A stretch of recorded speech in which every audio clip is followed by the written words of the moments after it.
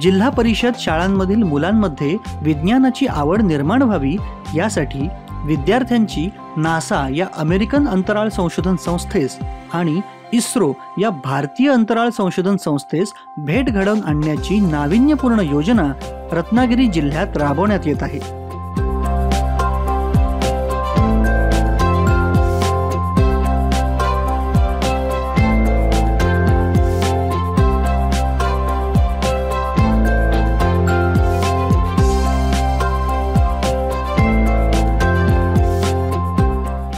या अभ्यास दौऱ्यासाठी विद्यार्थ्यांची विशेष परीक्षांद्वारे निवड केली जाते।